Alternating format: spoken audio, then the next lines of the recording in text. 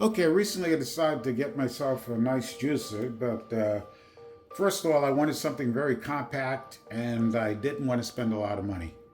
I don't plan on using it every single day, but I have abundance of star fruit on my tree as well as other fruit that a lot of times, if I can't use them myself or get them to neighbors, they go to waste really quick.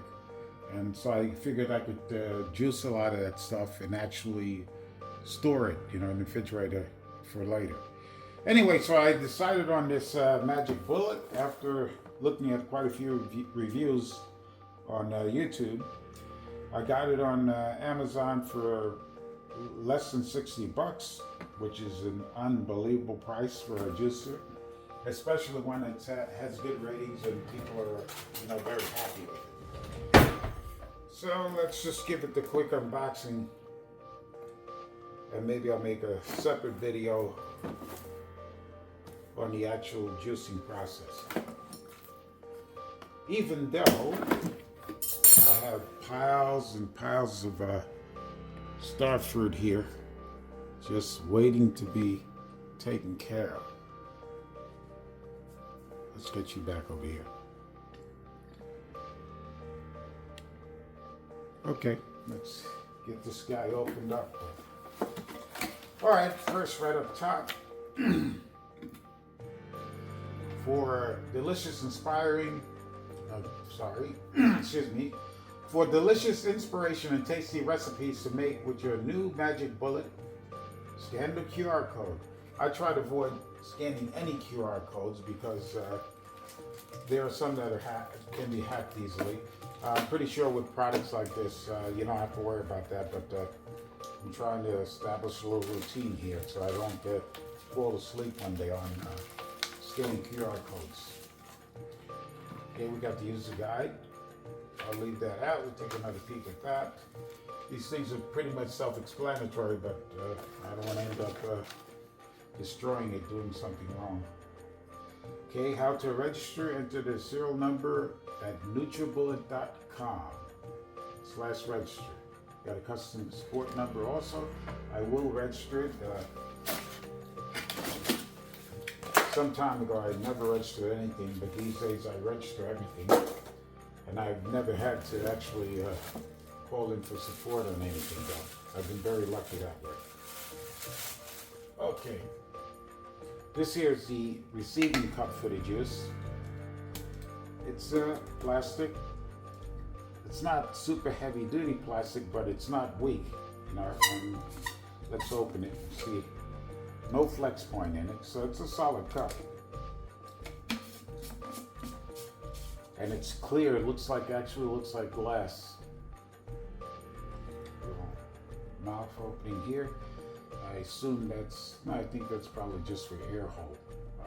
The straw might be able to fit in there, I'm not sure. There's a rubber seal where it closes at and just snaps shut. I'll check that, see how leak proof it is later also.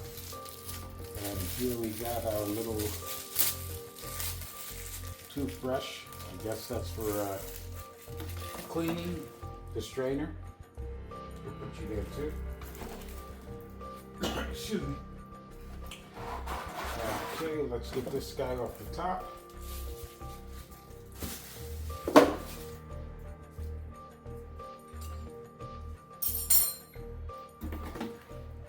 Just see if I can pull this all out in one piece. And I can. Nothing else in the box except some more protective styrofoam, or not styrofoam, protective cardboard. Just stuff back in. I used to hold on to all these boxes, but it got kind of crazy, so I don't hold on to them anymore. And I'm not expecting any problems from this unit, so I'm not worried about having to return it. Even though I will give it a good test before I actually toss out the box. So here's the presser, I guess, to push the fruit down inside it. It only goes in one way.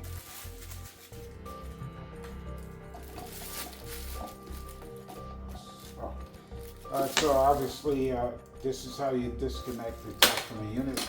These little spring clips. Anything else here?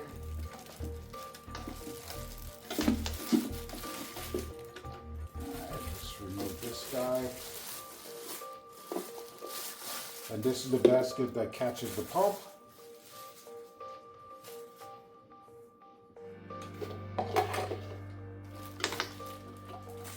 What's we got here? I think that's just some more protection for the packing.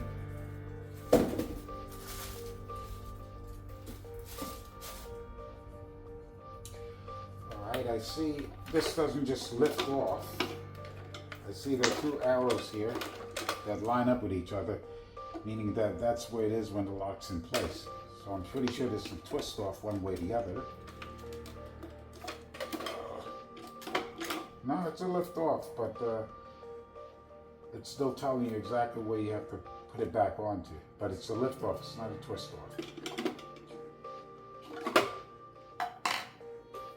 Look at all the pieces we have here. We'll remove all these pieces because of course there's some more temporary packing inside there. I'm gonna pull all this out.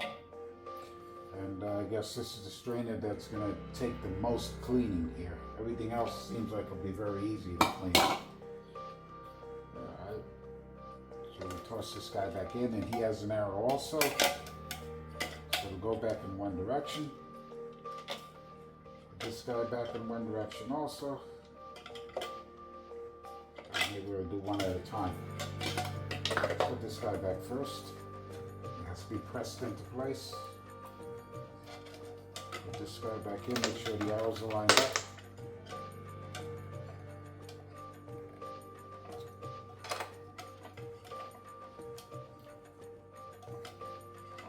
There are a few arrows on here.